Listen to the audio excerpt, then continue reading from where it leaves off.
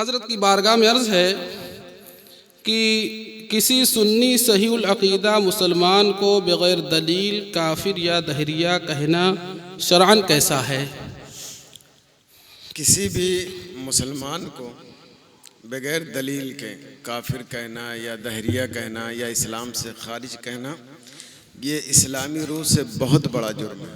اتنا بڑا جرم ہے کہ اس سے بڑا جرم کوئی ہو ہی نہیں سکتا، کیونکہ آپ کے پاس دلیل نہیں ہے تو گویا کہ بلا دلیل آپ ایک مسلمان کو اسلام سے خارج کر رہے ہیں۔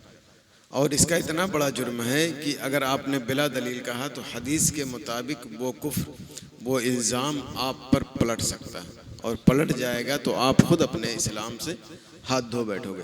اس لیے کسی بھی فرد کو اے ٹو زیڈ فردی طور پر کسی فرد کو آپ کافر نہیں کہو گے، دہریہ نہیں کہو گے، ملحد نہیں کہو گے، جب تک کہ ایسی دلیل نہ مل جائے جیسے کہ دوپہر میں سورج آپ کو دکھتا ہے کہ اس میں کوئی شک اور ڈاؤٹ نہیں ہے، اس وقت آپ کہہ سکتے ہو کافر، اس سے پہلے نہیں۔ دوسرا سوال، اگر کوئی بالغ یا نابالغ بچہ کلمہ کفر بک دے تو کیا اس پر حکم کفر نافذ ہوگا، اور کیا اس کے تمام اعمال اکارت و برباد ہو جائیں گے یا نہیں؟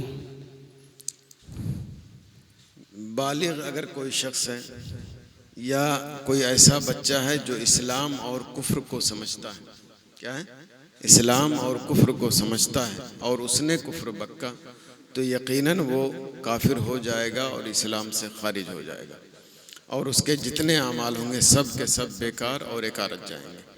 ہاں، اگر ایسا بچہ ہے جو دین اسلام کا فرق ہی نہیں کرتا ہے، اس نے اگر بکا تو وہ کافر نہیں ہوگا، اسلام سے خارج نہیں ہوگا، لیکن اسے ہمیں سمجھانے کی ضرورت ہے کہ بیٹا یہ غلط ہے، بٹیا یہ غلط ہے، ہمیں یہ نہیں بکنا چاہیے۔ اسے سمجھائیں گے تو انشاءاللہ وہ دوبارہ ایسی حرکت نہیں کریں گے۔ کیا طلاق واقع ہونے کے لیے بیوی کو طلاق کے الفاظ سننا لازم و ضروری ہے؟ ہاں، یہ بہت ہوتا ہے، ہمارے دارالفتہ میں بھی ایسا ہوتا ہے۔ سوال کرتے ہیں لوگ تو کہتے ہیں کہ فلاں نے طلاق دی ہے لیکن بیوی وہاں موجود نہیں تھی یا اس نے سنا نہیں، تو طلاق تو واقع نہیں ہونی چاہیے۔ ایسا نہیں، طلاق دینا یہ مرد کے ہاتھ میں، اسی کے قدرت میں۔ اب وہ طلاق چاہے کمرے کی کوٹھری میں تنہائی میں طلاق دے یا لوگوں کے سامنے دے، عورت سنے یا نہ سنے یا کوئی بھی نہ سنے، اگر اس نے زبان سے اتنی آواز نکالی کہ وہ خود سن سکتا ہے تو ایسی صورت میں اس پر طلاق واقع ہو جائے گی۔ تو کہ عورت کا سامنے ہونا یا کسی فرد کا سامنے ہونا ضروری نہیں ہے، بس اس کا بولنا ضروری ہے۔ اس نے بول دیا کہ فلاں جو میری بیوی ہے، میرے بیوی کو طلاق، تو طلاق واقع ہو جائے گی۔ کیا حالت حیض میں یا حالت حمل میں طلاق دینے سے طلاق نہیں پڑتی؟ ایسا نہیں ہے، یہ لوگوں کا غلط گمان ہے۔ طلاق جب بھی دی جائے گی وہ طلاق واقع ہو جائے گی، چاہے وہ حمل کی حالت میں ہو چاہے حیض کی حالت میں ہو۔ البتہ حیض کی حالت میں یہ سنت کے خلاف ہے طلاق دینا، لیکن طلاق بہرحال کیا ہے، واقع ہو جائے گی۔ کیا عورتوں کو مزارات پر جانا شرعاً درست ہے یا ناجائز و حرام؟ دیکھیے، آج کل جو مزارات پر جانے کا مسئلہ ہے، 100 سال پہلے اعلیٰ حضرت علیہ رحمۃ رضوان نے جو کنڈیشن بیان کی تھی کہ عورتیں طرح طرح کی خرافات اور گناہ کرتی ہیں، تو آج 100 سال کے بعد کیا حالت ہوگی ہم اور آپ اس کا اندازہ لگا سکتے ہیں اگر جاتے ہیں۔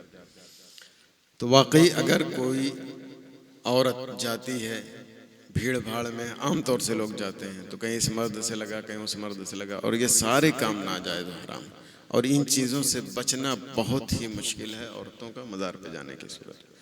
تو اس صورت میں بہرحال ناجائز حرام ہے، جانے کی اجازت نہیں۔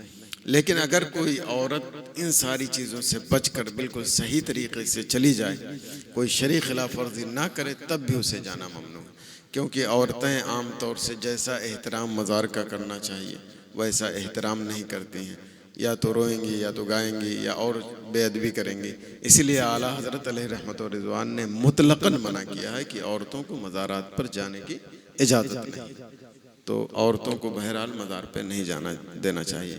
اور یہ کوئی بتانے کی چیز نہیں ہے، آپ لوگ خود اپنی آنکھوں سے دیکھتے ہیں کہ کتنی خرابیاں کتنی برائیاں پائی جاتی ہیں، اور یہ جو چیزیں ہیں اس کی اصلاح نہ ہونے کی وجہ سے آج غیر اس کا ناجائز فائدہ اٹھاتے ہیں، کہتے ہیں ان کی یہی سنیت ہے، دیکھو حرام کاری ہو رہی ہے۔ جی کچھ لوگ کہتے ہیں بوڑھی عورت جا سکتی، بوڑھی عورت جائے تو فتنے کا اندیشہ نہیں ہوگا.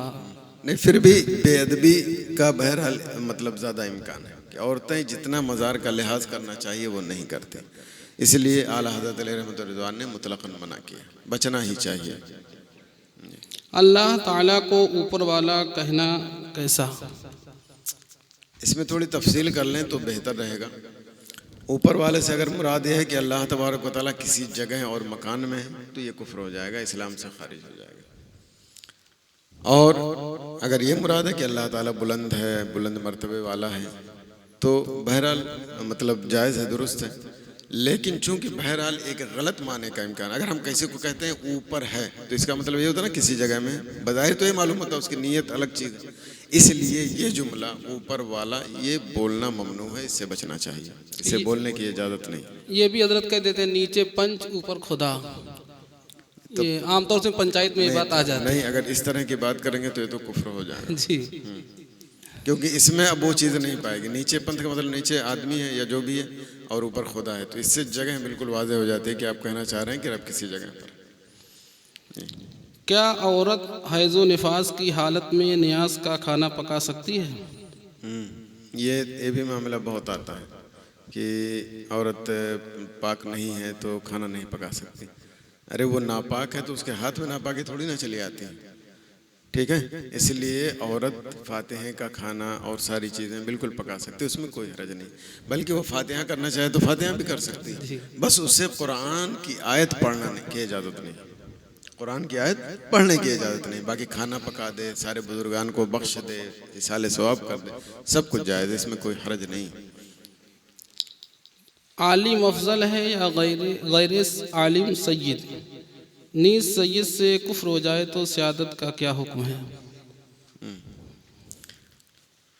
دیکھیے اعلیٰ حضرت علیہ رحمۃ رضوان نے بالکل واضح طور پر یہ فرمایا ہے کہ اگر سید عالم ہے تو یہ تمام لوگوں پر فضیلت رکھتا ہے. سید اگر عالم ہے تو چاہے دوسرے لوگ عالم ہو یا غیر عالم ہو، سب پر وہ فضیلت رکھتا ہے. لیکن اگر سید غیر عالم ہے اور کوئی دوسرا عالم ہے تو پھر اس عالم کو اس سید پر فضیلت حاصل ہوگی. لیکن سید کا جو احترام ہے، جو اس کی عزت ہے، جو اس کا وقار ہے اور نسب کی وجہ سے جو فضیلت حاصل ہے، اس کا ہمیں ہمیشہ احترام کرنا ہوگا، چاہے ہم کتنے بڑے عالم اور مفتی بن جائیں اور سامنے والا سید عالم نہ ہو. آپ کو معلوم ہے حضور اعلیٰ حضرت علیہ رحمۃ رضوان کے وہ کیا چیز پالکی، ہاں پالکی پہ اٹھا کے لے جا رہے تھے تو نیچے سید تھے پکڑے، ان کو احساس ہوا تو پالکی میں بیٹھا دیا اور خود پالکی لے کر چلنے لگے. تو احترام اور عزت اس کو کبھی آپ نہیں چھوڑیں گے. اب آج بات آگے آئی کہ اگر کوئی سید خدا نہ خواستہ اللہ نہ کرے وہ اسلام چھوڑ دیتا ہے یا مرتد ہو جاتا ہے یا کافر ہو جاتا ہے تو اب ایسی صورت میں اس کی سیادت باقی ہی نہیں رہی. اس لیے ہمیں اس کے احترام کی اجازت نہیں، قطعاً ہم ایسے شخص کی احترام نہیں کریں گے. احترام اسی وقت تک ہے جب تک کہ وہ اسلام کے دائرے میں، اگرچہ گمراہ ہو گیا، کافر جب تک نہیں ہے تب تک ہم اس کا احترام کریں گے، اس کے سیادت کا. لیکن اگر کافر ہو گیا تو پھر اس کی سیادت ہی باقی نہیں رہی، تو احترام کی کوئی گنجائش ہی نہیں. عوام میں بعض جگہ مرد یا عورت پر شہید یا ولی اللہ کی سواری آتی ہے، اس کے بارے میں شرعی کیا ہو؟ عام طور سے دیہاتوں میں اس طرح کا دعویٰ بہت پایا جاتا ہے. اولیاء اللہ یا بزرگان دین کی سواری کسی پر آنا یہ باطل فکر ہے، غلط فکر ہے، اس کی کوئی گنجائش نہیں ہے. اگر کوئی یہ فکر رکھتا ہے تو اپنی اصلاح کر لے. یہ قرآن و حدیث اور علماء کے بتائے ہوئے طریقے کے بالکل خلاف ہے. یہ اگر کوئی دعویٰ کرتا ہے تو اس کے بعد کوئی بھی قطعاً کسی طریقے سے نہ مانے. ایسا ہو سکتا ہے چونکہ شیطان آ سکتا ہے، شیطان آ سکتا ہے، وہی شیطان ہی کہہ دے لوگوں کو بہکانے کے لیے. ایسا کبھی ہوتا ہے کہ کوئی کہتا ہے کہ فلاں جگہ کہہ رہے ہیں حاضر ہو کر کے وہاں مزار بنا لو، ٹھیک ہے، تو وہ شیطان ہی کی ایک تو یا تو وہ ڈھونگ ہو سکتا ہے، اور اگر ڈھونگ نہیں ہے تو شیطان کی کاریگری. کبھی کوئی ولی یا کوئی بزرگ شریعت کے خلاف حکم نہیں دے سکتے، ٹھیک ہے. اس لیے سواری واری آنا یہ سب بالکل باطل اور غلط افکار ہیں. اس سے ہمارے اہل سنت و جماعت کے لوگوں کو بچنا لازم اور ضروری ہے. ہمارے گھروں کی عورتوں میں رات کے وقت یا عصر کے بعد جھاڑو لگانے کو برا سمجھا جاتا ہے، اس کے بارے میں کیا ہو؟ دیکھیے جھاڑو لگانے والا جو معاملہ ہے، اگر بزرگان دین کا بعض لوگوں کا طریقہ رہا ہے کہ رات میں جھاڑو نہیں لگانا چاہیے، اس سے کچھ رزق میں کچھ کمی آتی ہے اس طرح کی، تو اگر بزرگان دین کا طریقہ ہے تو آپ اس سے بچ سکتے ہیں، لیکن اس کو لازم کر دینا کہ نہیں جھاڑو نہیں لگانا ہے، نہیں تو گناہ ہو جائے گا یا بہت بڑا جرم ہو جائے گا، یہ غلط ہے۔ آپ کسی بزرگ کا طریقہ اختیار کرنا چاہتے ہیں تو کر سکتے ہیں، لیکن اسے لازم اور ضروری نہ سمجھیں، بلکہ آپ جھاڑو لگا بھی دیں تب بھی کوئی حرج نہیں، نہیں لگاتے ہیں تب بھی کوئی بات نہیں، ٹھیک ہے۔ باپ بیٹا مرتد ہو جائے تو کیا باپ کی وراثت کا حقدار ہوگا؟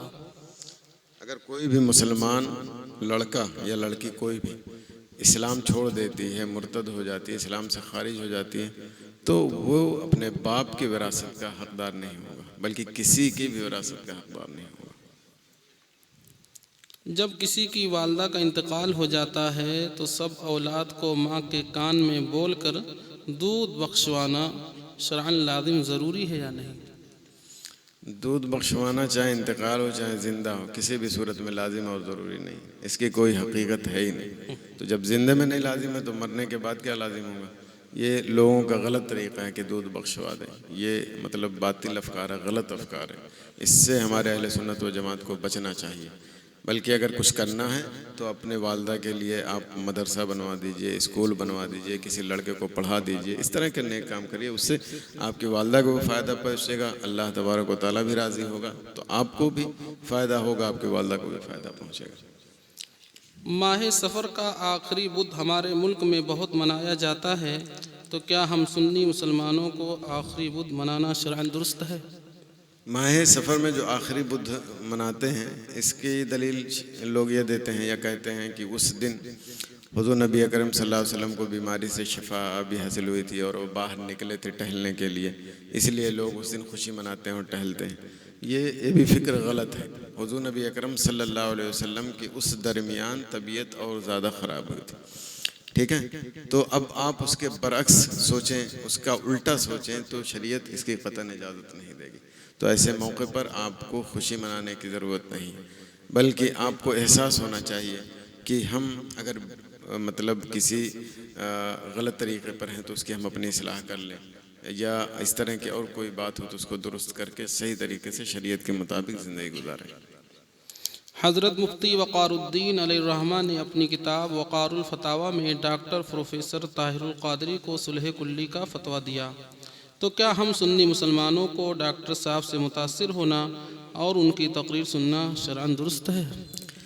ڈاکٹر طاہر القادری صاحب کی گمراہیت یہ کسی ایک آدمی کا فیصلہ نہیں، کسی ایک عالم کا، ایک مفتی کا فیصلہ نہیں، ہندو پاک کے اکثر علماء مفتیان کرام اس بات پر کم از کم متفق ہیں کہ وہ گمراہ ہیں، اور اعلیٰ حضرت علیہ رحمت و رضوان نے فرمایا کہ گمراہ کی بات سننا یا اس کی کتاب پڑھنا ایک عالم کو بھی اس وقت تک اجازت نہیں ہے جب تک اس کا ارادہ نہ ہو کہ اس کا رد کریں گے، یا اس نے جو غلط طریقہ بتایا ہے اس کا رد کریں گے اور لوگوں کو سمجھائیں گے۔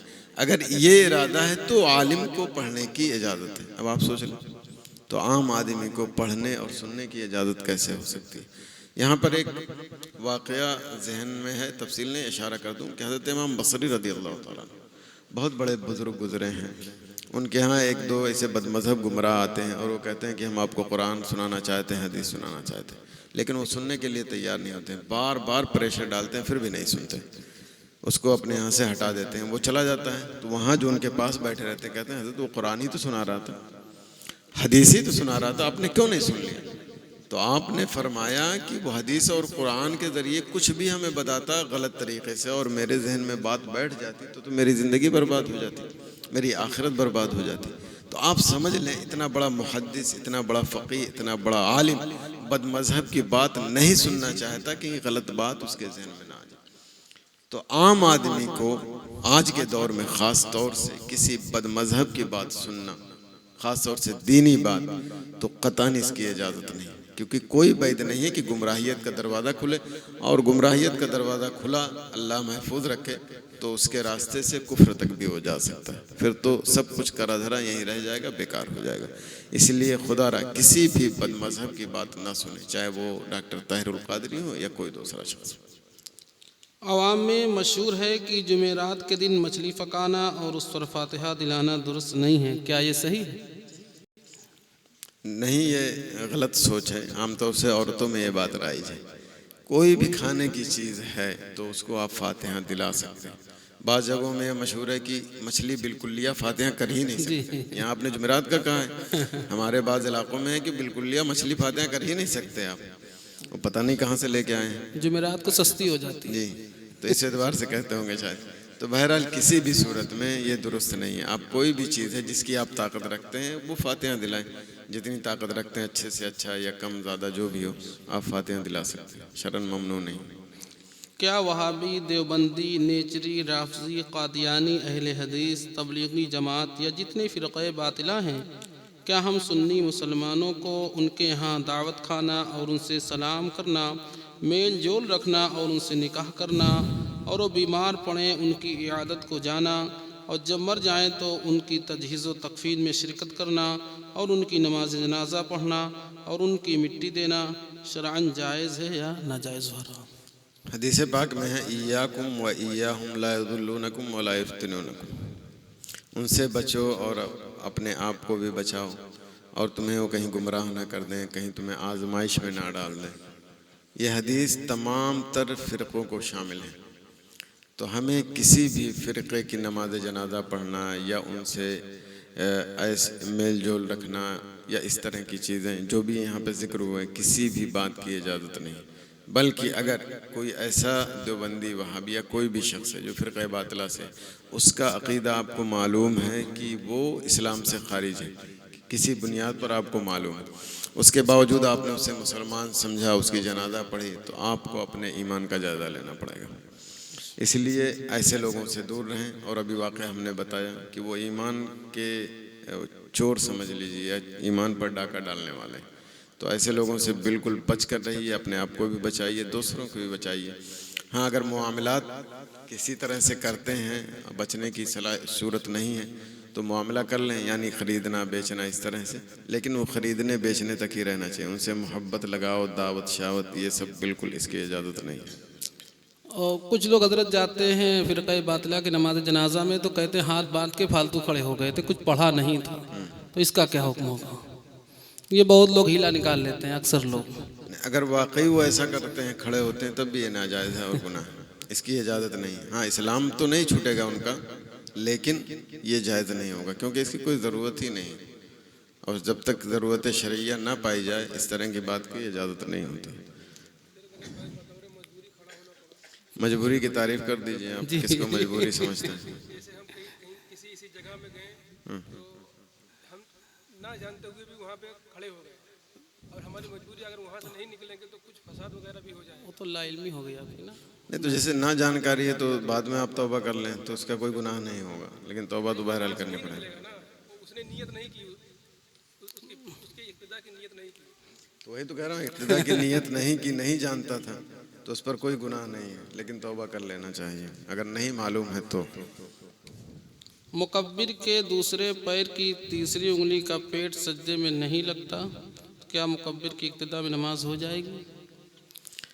مکبر کا مطلب میرے خیال سے یہ ہے کہ امام نماز پڑھا رہا اور کوئی تکبیر کہنے والا ہے اور اس کے پاؤں کی انگلی نہیں لگتی، ایک انگلی، تو گویا کہ اس کا واجب نہیں ادا ہو رہا، تو واجب نہیں ادا ہو رہا تو اس کی نماز واجب الادا ہے، لیکن نماز تو بہرحال اس کی ہو جائے گی، لہٰذا اس اعتبار سے وہ نماز ہی میں ہے، اور نماز میں رہ کر کوئی تکبیر کہتا ہے اور اس کی اقتدا کرتے ہیں تو بہرحال نماز ہو جائے گی، نماز میں کوئی کمی نہیں آئے گی، لیکن اس کو اپنی اصلاح کرنی چاہیے اور تین انگلی دونوں پیر کی اسے لگانی چاہیے کیونکہ یہ واجب ہے۔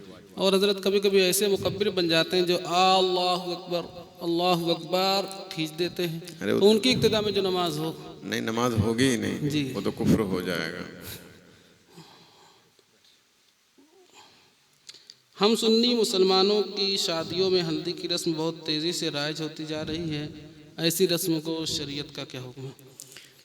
ہلدی کے رسم صحیح کہہ رہے ہیں، بہت زیادہ رائج ہو رہی ہے، اور ہمارے علاقے میں اور ناگپور وغیرہ گیا وہاں بھی اس طرح بہت معاملہ ہے۔ ناگپور میں تو دیکھا باقاعدہ ٹھیلا لے کے اور اس پر ہلدی رکھ کے اور 2-4-6 لوگ ڈھول بجاتے ہوئے ہلدی لے کے جاتے ہیں، تو یہ سب خرافات ہیں، ناجائز ہے، حرام ہے۔ فی نفسی ہلدی لگانے میں کوئی حرج نہیں، لیکن اگر کوئی غیر محرم ہلدی لگاتی ہے جس سے اس کا پردہ ضروری ہے تو یہ ناجائز و حرام ہے. یا اگر کوئی محرم ہی ہے لیکن اس کے ستر عورت کی جگہ پر لگا رہی ہے تب بھی یہ ناجائز و حرام ہے. تو میرے خیال سے ہلدی سے تو بالکل یہ بچنا ہی چاہیے. اور اگر آپ کر رہے ہیں تو شرعی طور پر کریں, مطلب جہاں آپ کو اجازت ہو لگانے کی, غیر محرم نہ ہو. اور محرم ہو جیسے بہن ہے یا ماں ہے لگائیں ہاتھ منہ میں, لیکن ستر عورت پر کہیں ہاتھ نہ لگائیں, تو ایسا کر سکتے ہیں.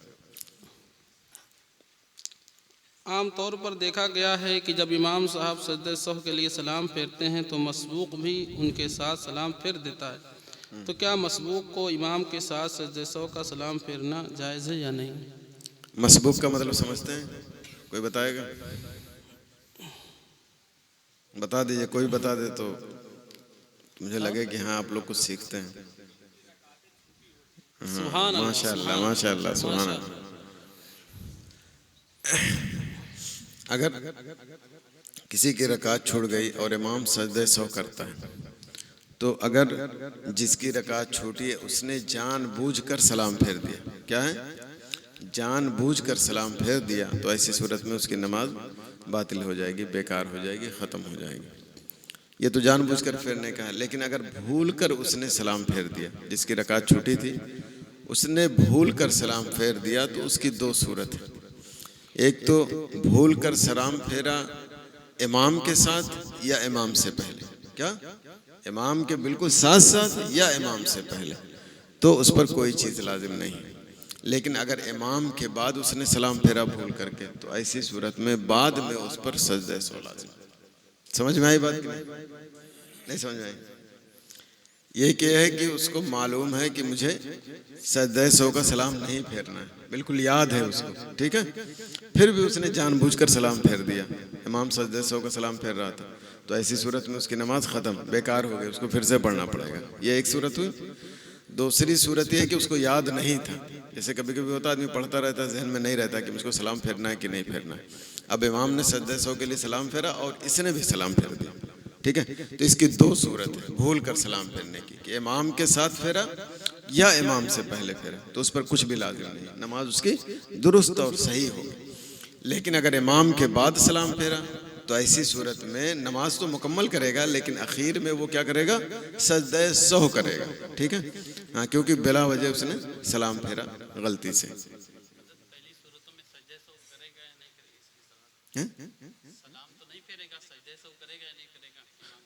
نہیں, پہلے دو صورت میں سجدہ سہو نہیں کرے گا. امام کے ساتھ تو کرے گا ہی, الگ سے نہیں کرے گا.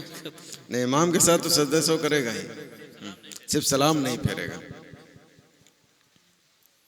زید کا جب سے نکاح ہوا تھا اور تب سے ساری عمر میں اپنی بیوی کا مہر نہیں دیا تھا, اور جب اہلیہ فوت ہو گئی اس کا شوہر اپنے زوجہ کے کان میں بول کر مہر معاف کراتا ہے, تو کیا زید نے فوت شدہ بیوی کے کان میں معافی مانگنے سے شرعاً معاف ہو جاتی ہے یا نہیں؟ کوئی چیز معاف کرانے کے لیے ضروری ہے کہ سامنے والا معاف کرے. جب وہ اس دنیا سے چلا گیا تو ہم کو کیسے پتہ چلے گا کہ معاف کیا کہ نہیں معاف کیا؟ اور شرعاً یہ حکم ہے کہ جب کوئی شخص مر جاتا ہے تو اس کی جو ملکیت ہوتی ہے وہ وراثت ہو جاتی ہے, ٹھیک ہے, تو ایسی صورت میں کبھی بھی معاف نہیں ہوگا. اب وہ جو اس نے مہر جو اس کا تھا وہ وارثین کو ملے گا, اور اس کے کان میں معاف کرانے سے معاف نہیں ہوگا. ایسے ایک چیز اور ہے کہ آدمی اپنے ماں کو, باپ کو, بڑے لوگوں کو ستاتا رہتا, طرح طرح کی تکلیف پہنچائے گا, اور جیسے انتقال ہو گیا تو جا کے وہیں کھڑا ہو کے پھسر پھسر کرے گا, معاف کر دیجئے, معاف کر دیجئے. یا عورتیں جو بہکائے رہتی ہیں ادھر ادھر, تو وہی کہیں گے اپنے شوہر سے, مر گئے معاف کر لو, معافی مانگ, ہاں, سب سے زیادہ یہی مانتے ہیں. تو اس طرح کی معافی قطعاً معاف نہیں ہو سکتی, ٹھیک ہے, وہ اللہ پر ہے, وہ آپ کو کیا کرتا ہے, سزا دیتا ہے یا معاف کرواتا ہے, جو بھی ہو. زید کہتا ہے کہ جب تک ماں باپ حج نہ کریں اور اس وقت تک والدین کا بیٹا بھی حج نہیں کر سکتا, تو کیا زید کا یہ کہنا درست ہے؟ نہیں, ایسا کچھ نہیں ہے. اگر بیٹا اس لائق ہے کہ وہ حج کر سکتا ہے اور اس پر حج فرض ہو گیا تو ماں باپ حج کریں یا نہ کریں, اس پر حج کرنا لازم ہے. یہ اگر کوئی سوچتا ہے تو غلط ہے کہ جب تک ماں باپ حج نہیں کریں گے تب تک مجھ پر حج ضروری نہیں. وہ اگر استطاعت رکھتا ہے, قدرت رکھتا ہے, یا کوئی بھی شخص رکھتا ہے تو اس پر حج کرنا لازم ہے. ہاں, اگر اللہ تعالیٰ نے اسے اتنی دولت دی ہے کہ خود بھی کرے اور والدین کو بھی کرا دے تو یہ تو بہت بڑا نصیب ہے اور بہت بڑی برکت کی بات ہے. لیکن ایسا ہو کہ ماں باپ حج نہ کریں تو لڑکا اس وقت تک حج نہیں کرے گا, اگرچہ وہ حج کرنے کی صلاحیت رکھتا ہے, تو یہ غلط فکر ہے, اس کی اصلاح کرنی چاہیے. آج کل عام طور پر بڑے بڑے شہروں میں دیکھا جاتا ہے کہ دکان کو کرائے پر دیتے وقت لاکھوں روپے پگڑی کے نام سے لیتے ہیں، تو کیا ہم سنی مسلمانوں کو پگڑی مسلم سے یا غیر مسلم سے لینا دینا شرعاً درست ہے یا نہیں؟ پگڑی یہ عام طور سے جو حکم ہے اور جو فیصلہ ہوا سیمینار وغیرہ کا، یہ مسلم سے لینے کی اجازت نہیں۔ البتہ اب یہ اتنا عام ہو چکا ہے عام طور سے لوگ، تو اس کے بچنے کی صورت بتا دی گئی ہے۔ اگر آپ اس کو اختیار کریں تو بچ سکتے ہیں۔ مثال کے طور پر ایک مہینے کی جو زمین کا کرایہ ہے وہ آپ پگڑی کے طور پر 1 لاکھ لے لیجئے، اور جو دکان کا کرایہ وہ مہینے کے اعتبار سے آپ متعین کر دیجئے۔ سمجھ میں آئی بات؟ زمین جو ہے، دکان ہے، عمارت بنی ہوئی ہے اور زمین ہے، تو زمین کا کرایہ آپ پگڑی کے طور پر جو لے رہے ہیں وہ زمین کا آپ کرایہ کر دیجئے کہ 1 مہینے میں ہم 1 لاکھ یا 2 لاکھ لیں گے، ٹھیک ہے؟ اور اس کے بعد پھر ماہانہ کرایہ آپ دکان کا لیجئے، یا اس جیسے 500 یا 1000 یا 2000 یہ متعین کر لیجئے۔ تو اس طرح سے آپ اس گناہ سے بچ سکتے ہیں۔ یا ایسا بھی کر سکتے ہیں کہ ایک ہی دن کا آپ، جس دن آپ طے کر رہے ہیں اسی دن کا 1 لاکھ کرایہ لے لیجئے، ایک دن کا 1 لاکھ کرایہ پگڑی کے طور پر، اور باقی دن کیا ہے مہینے کے اعتبار سے آپ 500 1000 2000 3000 جو بھی متعین کرتے ہیں اس اعتبار سے لے لیں، تو آپ گناہ سے بچ جائیں گے۔ زید کہتا ہے کہ حضرت امام اہل سنت اعلیٰ حضرت اور اشرف علی تھانوی ایک ہی مدرسہ دیوبند میں علم دین حاصل کرتے تھے، اور مجدد اعظم اور حکیم الامت کے درمیان جو اختلافات ہیں فروعی اور اجتہادی ہیں، اعلیٰ حضرت اشرف علی تھانوی کے اصول و اعتقاد متحد ہیں۔ کیا زید کا کہنا درست ہے؟ زید کا کہنا بالکل باطل اور غلط ہے۔ اعلیٰ حضرت علیہ رحمۃ رضوان اور اشرف علی تھانوی یہ دونوں کہیں مدرسے میں ایک ساتھ نہیں پڑھے، یہ خالی پروپیگنڈا ہے اور غلط رخ دینے کی کوشش کر رہے ہیں۔ اور دوسری بات جو اس نے کہا، اس نے تو بہت بڑی بات کہی ہے، اسے بالکل فوراً توبہ کرنا چاہیے اور اپنے ایمان کی بھی تجدید کرنی چاہیے کہ اعلیٰ حضرت کا اعتقاد اور ان دونوں کا اعتقاد ایک ہی ہے، اور اجتہادی اختلافات ہے، فروعی اختلافات ہے، اصولی اختلافات نہیں۔ کیسے اصولی اختلافات نہیں ہیں؟ اشرف علی تھانوی حفظ الایمان میں یہ کہتا ہے کہ وہ حضور کو بعض علم ہے، مفہوم بتا رہا ہوں، کوئی عبارت دیکھنا چاہے گا تو دکھا سکتا ہوں، کوئی مسئلہ نہیں ہے، کہ حضور کو یا تو کل علم ہے یا تو بعض علم ہے، اور کل علم حاصل نہیں ہو سکتا، اور بعض علم ہے تو ایسے میں کون سی خوبی ہے؟ بعض علم تو انسان کو، چوپایوں کو اور جانور کو اور اس طرح سے اس نے تشبیہ دی، معاذ اللہ۔ تو حضور کے علم کو اس نے تشبیہ دی کہ جانور کی طرح یا عام انسان کی طرح، معاذ اللہ۔ اور یہ صریح کفر ہے، اس کے کفر میں کوئی اختلاف ہو ہی نہیں سکتا، ایک ادنا سے ادنا انسان اختلاف نہیں کر سکتا۔ میں اگر آپ اسی درمیان میں کوئی آدمی بیٹھا ہے، میں کہہ دوں تمہارا علم گدھے کی طرح ہے، تو وہ مجھ پر ناراض ہو جائے گا، بھڑک جائے گا، میں کہے گا مفتی مولانا ہی نہیں، بیکار ہے، ہم کو کہہ رہا گدھے کی طرح علم ہے، تو آپ نہیں برداشت کر سکتے۔ تو حضور کو اگر کوئی تشبیہ دے کہ جانور کی طرح ان کا علم ہے، تو یہ اس کے کفر ہونے میں کوئی شک ہی نہیں ہو سکتا۔ اور کفر اسلام کا جو اختلاف ہوتا ہے وہ اجتہادی اختلاف نہیں ہوتا، وہ اصولی اختلاف ہوتا ہے، اعتقادی اختلاف ہوتا ہے۔ اعلیٰ حضرت کا اسلام مسلم، ان کا عمل مسلم، اور اشرف علی تھانوی کا ایمان بھی غارت۔ تو کیسے کہہ سکتے ہیں کہ یہ اجتہادی اختلاف ہے؟ اجتہادی نہیں، اصولی اختلاف ہے۔ جو لوگ کہہ رہے ہیں وہ پروپیگنڈا کر رہے ہیں، ایسے لوگوں سے بچ کر رہنا چاہیے۔ عوام میں یہ روایت بہت مشہور ہے کہ اللہ کے رسول صلی اللہ علیہ وسلم کے راستے میں ایک بڑھیا کوڑا پھینکا کرتی تھی، تو ایک دن اس نے کوڑا نہ پھینکا تو اللہ کے رسول صلی اللہ علیہ وسلم اس کے گھر تشریف لے گئے اور اس کے گھر کو صاف کیا، پانی وغیرہ بھرا۔ وہ بڑھیا آپ کے حسن اخلاق سے متاثر ہو کر مسلمان ہو گئی۔ کیا یہ روایت درست ہے؟ یہ روایت عام طور سے مقررین یا خطبہ بہت زیادہ بیان کرتے ہیں۔ مجھ سے کئی مرتبہ سوال ہوا اور میں نے بہت کوشش کی کہ کسی معتبر کتاب میں روایت مل جائے، مجھے نہیں ملی۔ میرے دوست احباب یا اساتذہ یا علماء جہاں تک میری پہنچ تھی، کئی لوگوں سے پوچھا کہ ہو سکتا ہے ان کی نظر پڑی ہو، بے علم کا کوئی کنارہ نہیں ہو سکتا ہے مجھے نہیں معلوم، ان کو معلوم ہے، لیکن کہیں سے اس کی روایت، کہیں ثبوت نہیں ملتا کسی معتبر کتاب میں جہاں سے ہم اس کو ایکسیپٹ کر سکیں، قبول کر سکیں۔ لہٰذا ایسی روایت کو بیان کرنے کی اجازت نہیں، بیان نہیں کرنا چاہیے۔ زید کہتا ہے کہ عامۃ المسلمین اور علماء اہل سنت کو مسلک اعلیٰ حضرت کا نعرہ لگانا باطل ہے اور شرع کے خلاف بھی ہے، اور ہمارے چاروں امام یعنی حنفی، شافعی، مالکی، حنبلی مسلک کے خلاف بھی ہے، کیونکہ چاروں اماموں کے علاوہ پانچواں یا کوئی اور مسلک ہوتا تو مسلک غوث اعظم ہوتا، یا مسلک غریب نواز ہوتا، یا مسلک مجدد الف ثانی ہوتا، یا اور دیگر بڑے بڑے اولیاء اکرام کا مسلک ہوتا، نہ کہ اعلیٰ حضرت کا۔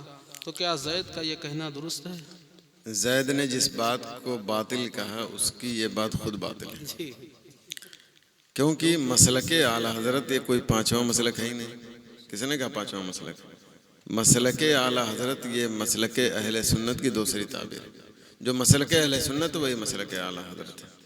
علامہ عبدالعلیم میرٹھی علیہ رحمۃ و رضوان نے فرمایا کہ میں مسلک اہل سنت و جماعت پر ہوں، اور مسلک اہل سنت وہی ہے جو اعلیٰ حضرت علیہ رحمۃ و رضوان کی کتابوں میں۔ تو جو انہوں نے افکار و نظریات پیش کیے ہیں وہ اہل سنت و جماعت کے ہیں۔ یہ اور بات ہے ہم اس کو مسلک اعلیٰ حضرت بھی کہتے ہیں۔ تو اس اعتبار سے یہ کوئی چوتھا، پانچواں، چھٹا مسلک نہیں ہے، بلکہ وہی مسلک ہے جو مسلک اہل سنت ہے۔ اور اس کو یہ کہنا کہ مذاہب اربعہ یہ اس میں پانچواں کہاں گیا، اس کا اس سے کوئی تعلق ہی نہیں۔ ٹھیک ہے، مذاہب اربعہ یہ الگ ہے، وہ مسلک اعلیٰ حضرت مسلک اہل سنت کی کیا ہے، دوسری تعبیر ہے۔ تو وہ الگ سے کوئی چیز نہیں ہوئی۔ اور آخر میں کیا کہا اس نے؟ جو یہ کہا کہ مسلک غوث اعظم بھی لگا سکتے ہیں، مسلک، ارے کس نے منع کیا تمہیں کہ سب ہمارے ہیں؟ تو مسلک غوث اعظم لگاؤ، مسلک خواجہ غریب نواز لگاؤ، مسلک فاتح بلگرام لگاؤ، کس نے منع کیا تمہیں؟ جس کا چاہو مسلک لگاؤ، کیونکہ یہ سارے مسلک و مسلک اہل سنت۔ یہ اور بات ہے کہ آج کے دور میں مسلک اعلیٰ حضرت عروج پر ہے، اس کا نعرہ لگتا ہے، اس کی دوسری تعبیر ہے تو لوگ لگاتے ہیں، اس میں کوئی حرج نہیں ہے، تم لگاؤ، بالکل لگاؤ، اور لگانا ہی چاہیے، کوئی بری بات تھوڑی نہیں۔ کیا فرقہ ناجیہ یعنی اہل سنت و جماعت کے مساجد میں نماز کے صفوں میں فرقہ باطلہ یعنی وہابی، دیوبندی، اہل حدیث، رافضی اور دیگر مذاہب میں باطلہ جماعت کے اشخاص ہماری صف میں آ جائیں، کیا صف منقطع ہو جاتی ہے یا نہیں، اور مقتدی کی نماز شرعاً ہو جائے گی یا نہیں؟ اگر کوئی شخص واقعی وہابی، دیوبندی ہے یا رافضی ہے، اس طرح کی، وہ اسلام سے خارج ہے، تو ایسا شخص اگر درمیان میں کھڑا ہوتا ہے تو یقیناً قطع صف ہوگا، یعنی صف کا انقطاع ہوگا، بیچ میں وہ جگہ پر نہیں مانی جائے گی۔ تو یہ مطلب اس کی بنیاد پر نماز میں اعلیٰ حضرت مجدد دین و ملت علیہ رحمۃ و رضوان کے قول کے مطابق، فرمان کے مطابق، ان کے فکر کے مطابق نماز تو ہو جائے گی، لیکن نماز میں تھوڑی بہت کراہت ضرور آئے گی۔ اس لیے کوشش یہی رہنی چاہیے کہ اپنی مسجد میں ایسے لوگ نہ آئیں۔ جزاک اللہ خیر۔ ایک سوال میں اپنی طرف سے کر لوں۔ جی یہ آج کل علماء کے جو اختلافات ہوتے ہیں یا بزرگان دین کے درمیان کسی مسئلے کو لے کر اختلاف، عقیدے کا نہیں، عقیدے کی گفتگو نہیں ہو رہی، اہل سنت و جماعت کے درمیان کسی مسئلے میں گفتگو، کوئی اختلاف ہو گیا، تو ہم دیکھتے ہیں کہ علماء تو اختلاف ہوا، لیکن عوام اس میں بہت زیادہ انٹرسٹڈ ہوتی ہے، اور ایسا ہوتا ہے کہ اپنے ماننے والے کو تو بہت عزت دیتی ہے، لیکن جو اپنے مخالف ہوتے ہیں ان کو گالی گلوچ پر اتر آتی ہے، یا برا بھلا کہے گی، یا طرح طرح کی تان و تشنیع کرے گی۔ دیکھیے، دونوں اپنے اہل سنت و جماعت کے لوگ ہیں، دونوں کی تعظیم، رسپیکٹ، عزت ہم پر لازم اور ضروری ہے۔ کسی کو بھی اہل سنت و جماعت کے عالم، بزرگ، کسی کو بھی گالی دینے کی اس میٹر میں کسی کو اجازت نہیں۔ عالم کو نہیں اجازت ہے گالی دینے کی اور برا بھلا کہنے کی، تو عام آدمی کو کیسے اجازت ہو سکتی؟ اور یہ جان لیجئے، اگر کسی بھی عام آدمی نے یا کسی بھی شخص نے کسی عالم کو برا بھلا کہا، گالی گلوچ دی مسئلے کی بنیاد پر، جبکہ وہ اس لائق ہو جس کی بنیاد پر اختلاف ہو جاتا، ایسا بھی نہیں کہ ہر آدمی اختلاف ہی کرتا ہے، ٹھیک ہے، جو اس لائق ہو، جو اس عہدے پر ہیں، ان کا اختلاف ہوتا ہے، تو ایسی صورت میں عام آدمی کو قطعاً نہیں بولنا چاہیے۔ اگر وہ بولے گا تو اس کا ایمان بھی خطرے میں پڑ سکتا ہے، کیونکہ بلا وجہ کسی عالم کو گالی دینا، طعن و تشنیع کرنا بہت سخت حکم رکھتا ہے، اور سب کے سب اہل سنت و جماعت کے۔ تو ہمیں اس اختلاف میں، یعنی اگر علماء کا اختلاف ہو جائے کسی مسئلے میں، تو ہمیں کیسا رہنا چاہیے؟ ہمیں چپ چاپ رہنا چاہیے۔ وہ بھی ہمارے ہیں عالم ہیں، وہ بھی ہمارے مفتی ہیں، وہ بھی ہمارے فقیہ ہیں، ہم ان کی عزت کریں گے۔ ہاں، ہمارا جس پر دل مطمئن ہے، یا کسی عالم کے ذریعے ہمارا کسی فقیہ پر دل مطمئن ہے، تو آپ اس کے اعتبار سے چلیے، لیکن کسی کو گالی دیں، برا بھلا کہیں، اس کی قطعاً اجازت نہیں۔ ہمیں اس سے بہت پرہیز کرنا چاہیے، ورنہ ہمارا دنیا میں بھی نقصان ہوگا اور آخرت میں بھی خسارہ ہوگا۔